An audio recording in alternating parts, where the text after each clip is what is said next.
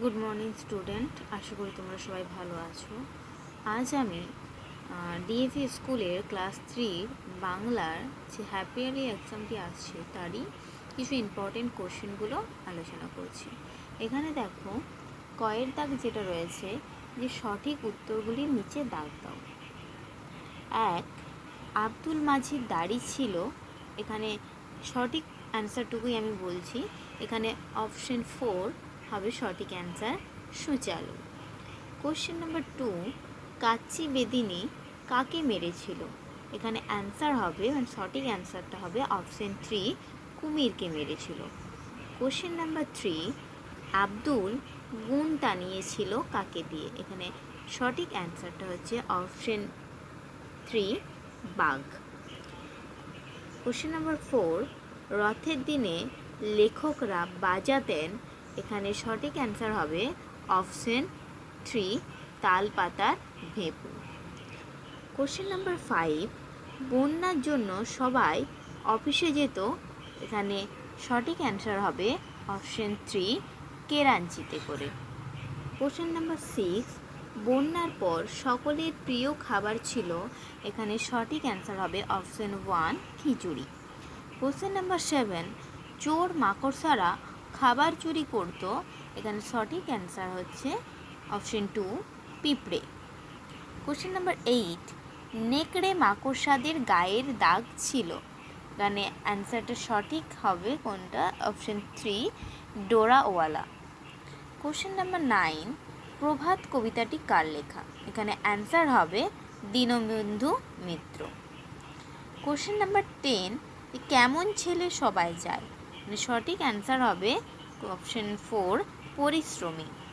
এরপর দেখো ক্ষয়ের দাগ নিচে প্রশ্নগুলোর উত্তর দাও। আমি আশা করছি যে কোশ্চেনগুলো এখানে আমি আলোচনা করেছি আমার স্টুডেন্টের জন্য। তোমরা যদি সবাই এইগুলোই প্র্যাকটিস করো, এর মধ্য থেকেই চলে আসবে। চাইলে তোমরা এক্সট্রা করতেই পারো, কিন্তু এই কোশ্চেনগুলো যদি করো এর মধ্য থেকেই অ্যান্সার আসবে। প্রথম প্রশ্ন, আব্দুল মাঝি লেখকের দাদার জন্য কি কি আনতো? দাদার জন্য পদ্মা থেকে ইলিশ মাছ আর কচ্ছপের ডিম আনতো। কোশ্চেন নাম্বার 2, চোর মাকড়সারা কেমন দেখতে?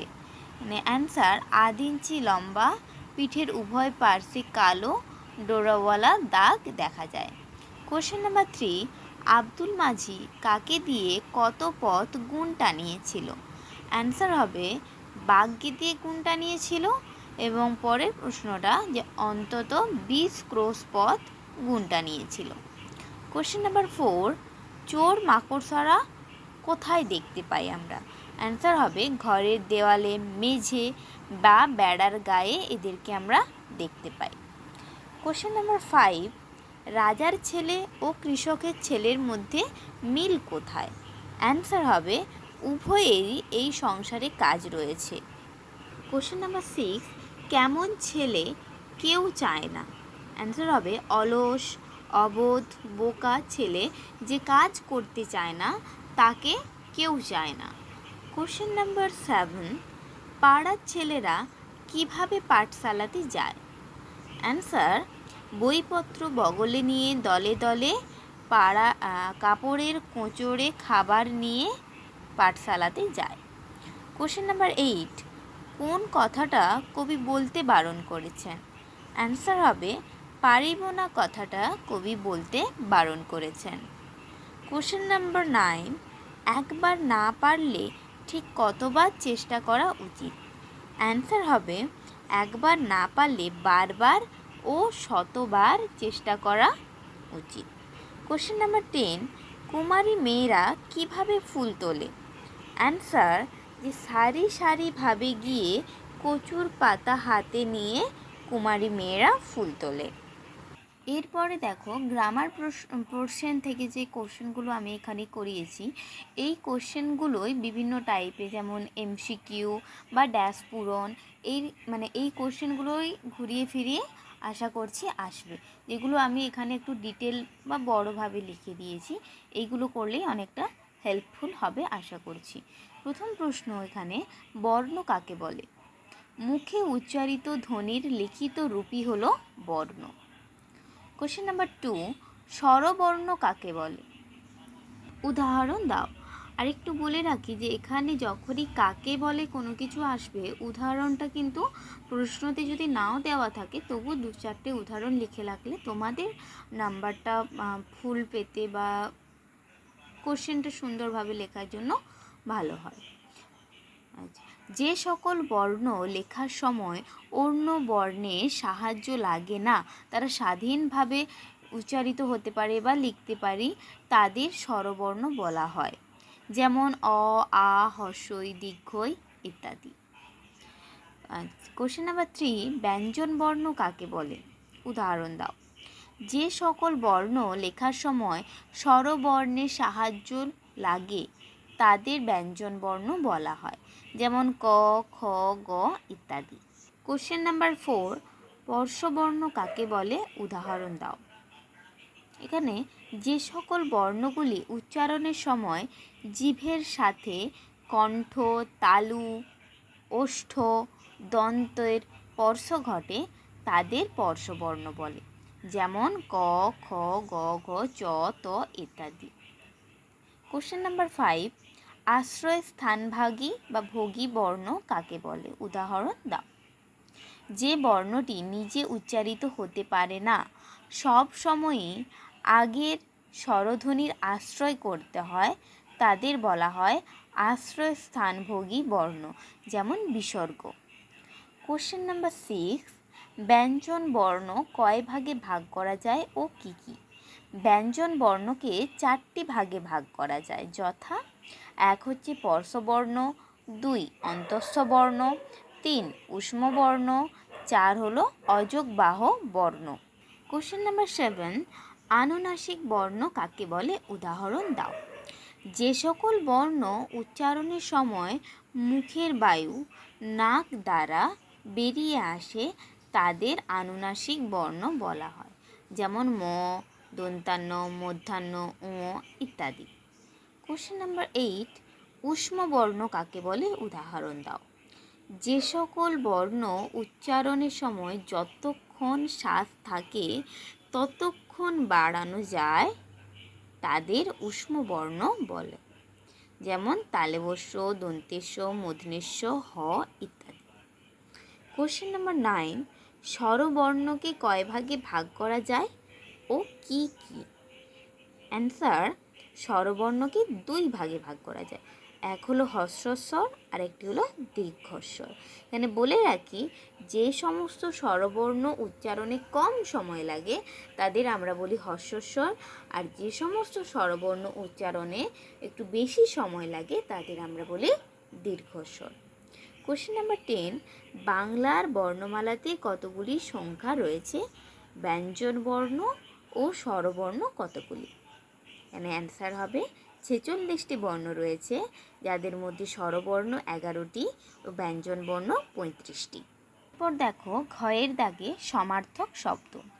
আকাশের যদি আমরা 3টি সমার্থক শব্দ পাই, পাবো গগন, অম্বর, নভ।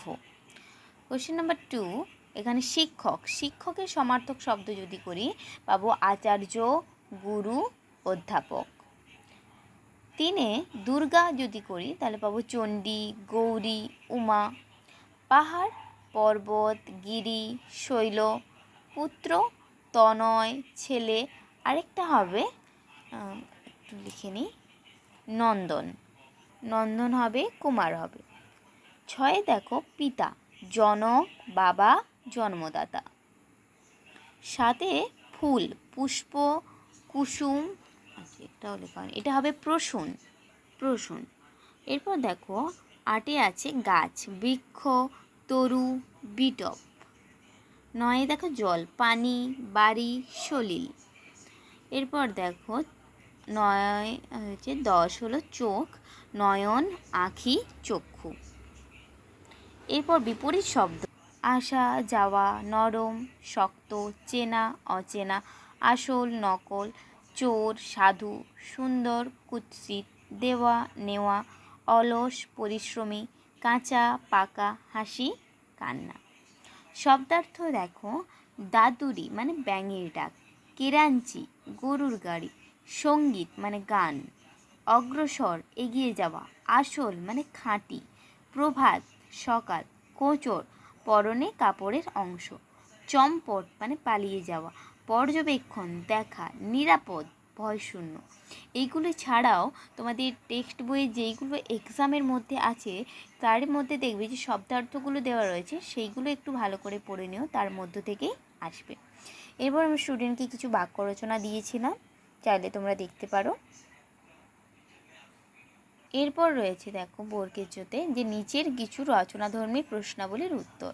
অর্থাৎ এখানে তোমাদের আপ টু 2 মার্কস আসতে পারে বড় কোশ্চেন, আমি এখানে 3 মার্কসের মতো দিয়েছি। এবং যদি দুটো কোশ্চেন বা 3টে কোশ্চেন একসাথে থাকে তাহলে এইভাবে তোমরা আলাদা আলাদা করে অ্যান্সার লিখবে। একসাথে অ্যান্সার লিখলে নাম্বারটা অনেকটা কম আসতে পারে। যেহেতু কোশ্চেনগুলো আলাদা আলাদা করা হয়েছে, অ্যান্সারগুলো একটু আলাদা আলাদা রেখার চেষ্টা করবে। যেমন প্রথম আছে আব্দুল মাজিদ দেখতে কেমন, সে কোথা থেকে দাদার জন্য কি আনতো। এখানে আসবে কি যে আব্দুল মাজিদ ছুঁচালতার দাড়ি, গোপ্তার কামানো, মাথার তার ন্যাড়া। এরপরেটাতে আসছে দেখো যে সে পদ্মা নদী থেকে আনতো, দাদার জন্য কি আনতো না ইলিশ মাছ ও কচ্ছপের ডিম। পরের প্রশ্ন, কুসুম কুমারী দাসের লেখা একটি বইয়ের নাম। কেমন ছেলে সবাই চায়, কেমন ছেলে কেউ চায় না, কেন? এখানে দেখো যে কুসুম কুমারী দাসের লেখা বই বা কবিতাটি হচ্ছে আদর্শ ছেলে। এছাড়াও আরও কিছু রয়েছে। এরপর দেখো যে কেমন ছেলে সবাই চায়, যে ছেলের মুখে হাসি, বুকে বল, পরিশ্রমী, যে কাজ করতে চায়, ভয় পায় না, কাজ করতে ভালোবাসে, তেমন ছেলে সবাই চায়। আর যে ছেলে অলস, বোকা, অবোধ, কাজ করতে চায় না, ভয় পায়, তেমন ছেলে কেউ চায় না। কোশ্চেন নাম্বার 3 দেখো যে প্রভাত কবিতাটি কার লেখা, কবিতায় সকালের যে বর্ণনা রয়েছে সেটি দাও। অ্যান্সার দেখো প্রভাত কবিতাটি দীনবন্ধু মিত্রের লেখা। কবিতাটিতে সকালবেলায় চারিদিক ফর্সা হয়েছে, তারপর দলে দলে মৌমাছিরা ফুলের ওপর নীল পাখনা মেলে উড়ে বেড়াচ্ছে, পূর্ব দিকে সোনার বরণ সূর্য উঠেছে, তার সাথে গাছে গাছে পাখি, কোকিল, বউ কথা কও সমস্ত পাখিরা ডাকছে, সবে মিলিয়ে যে সুন্দর একটা সকালের পরিবেশ সেখানে বর্ণনা করা হয়েছে। এছাড়াও আরও রয়েছে যে কুমারী মেয়েরা দলে দলে ফুল তুলতে যাচ্ছে, সমস্ত ছেলেরা পাঠশালাতে পড়তে যাচ্ছে। আমি তো তোমরা যেহেতু একটু ছোটো, যেই জন্য আমি একটু ছোটোভাবেই লিখেছি, চাইলে তোমরা একটু বড় করেও লিখতে পারো। পরের প্রশ্ন দেখো 4 দাগ, বন্যার পর লেখকদের প্রিয় খেলা কী ছিল, বন্যার পর শহরের অবস্থা কেমন হয়েছে। কারণ একটা অ্যান্সার লেখা হয়নি যে বন্যার পর লেখকদের প্রিয় খেলা ছিল কি না বাড়ির মধ্যে সেই যে ভেজা ভেজা কাপড়গুলো সব মেলাচ্ছিল, কাপড় জামা, বাড়ির পর্দা, দরজার পর্দা, সেইগুলোতে লুকিয়ে লুকিয়ে খেলে বেড়ানো ছিল তাদের সেই সময়ের সবথেকে প্রিয় খেলা। আর বন্যার পর বাড়ি শহরের অবস্থা কেমন ছিল না পুরো শহরটা জলে ডুবে গিয়েছিল, প্রায় 1 কোমর মতো জল হয়ে গিয়েছিল।